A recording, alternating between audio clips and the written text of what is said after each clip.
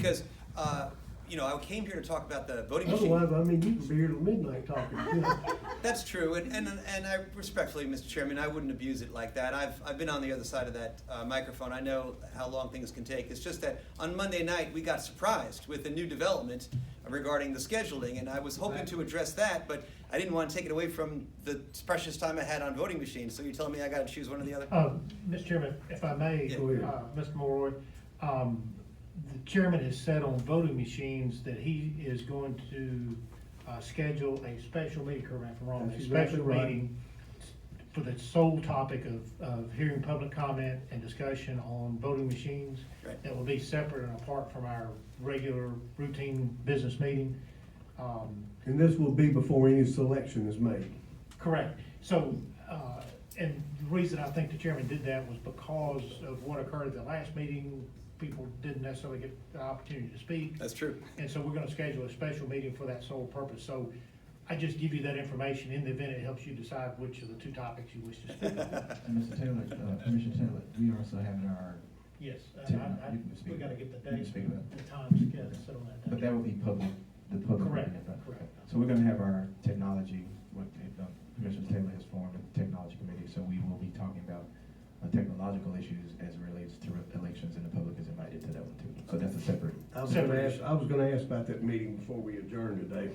Yeah, we've got the date set, we just don't have the times. All right, So thank all three of you for clarifying that, and I understand that I've got 3 minutes and 3 minutes only, so what I'll do is I'll combine the two topics in the quickest way I can.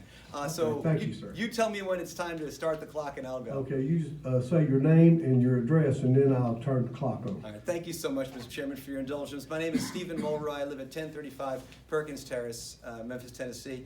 On the topic of the scheduling, we all saw the headlines about the dramatic revelation at County Commission. I was there Monday night. I know that there's an awful lot of public concern, kind of public outrage, really, at the idea that we're not going to get new voting machines in place for the 2020 elections.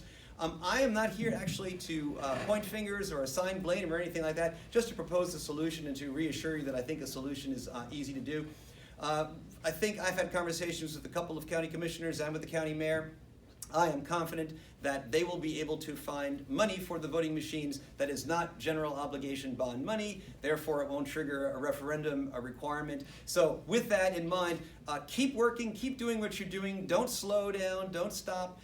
We still want to go in place for August 2020. Quick shift in topic on the voting machines, just the amount of time I have, I wanted to make sure that I have a chance to make this pitch right now. I have some materials, binders, that I'm going to give each one of the election commissioners with the request that you please take a look at it. When some of people of our groups make assertions, I want to make sure that you understand that we've got documentation for them, right? So when we say that expert opinion in the election security field is that hand-marked paper ballots are the best way to go, even if the machines are not connected to the internet on election day, I want you to look at the expert opinion and connect it to Internet tabs. When we talk about the fact that in terms of cost, we'll save millions of dollars on upfront hardware costs, which will not end up being more expensive in the long run when you talk about ongoing operating paper costs. You can look at the cost tab and so on and so forth. So I'm going to give these to you in a moment.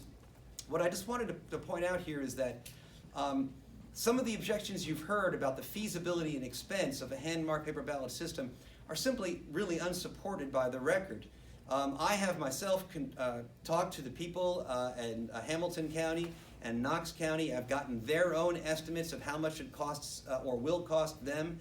And adjusting for the population of Shelby County, we're talking about a couple $100,000 in operating costs, which even over a 15 to 20 year period won't add up to more than the 5 to 8 million we're going to save up front on machine costs. And again, we've got sources for these numbers. We're not just making them up, and I ask you to take a look at them. In terms of early voting workability, I've heard over the years that we have 100 different ballot faces during early voting, and now I've heard 400, 500. There was an op-ed that I was surprised to read the other day from Ms. Phillips claiming 1,000. None of that really matters, because the jurisdictions that are using these systems have what's called a ballot-on-demand printer at the early voting locations, which work fine. There's a ballot-on-demand version that's already certified in Tennessee for use. Hamilton County is about to adopt that system. And in that system, if you show up during early voting, you say, I'm in precinct 46-3, they press it and they print it. With the chair's indulgence, 10 more seconds to just say, putting aside all of this, the Shelby County Commission has already spoken through resolution saying that they want a hand-marked paper ballot system. They are the funding body. I would suggest respectfully that unless you find some compelling reason to believe that hand-marked paper ballots are the devil's work, you shouldn't go out of your way to pick a fight with the funding body. You certainly don't have any ability to sue it. I heard Ms. Phillips say that the other day, that there's no legal basis for that. So I would encourage you to take a look at these materials and go with hand-marked paper ballot, for if no reason for comity with the funding body. And the last thing I'll say, and then I'll shut up, if you're concerned about public confidence in elections, and we all know that in Shelby County, that's been sadly lacking the last couple of decades, the best thing you can do is to adopt a hand-marked paper ballot system. Thank you very much. I'll distribute these. Thank you.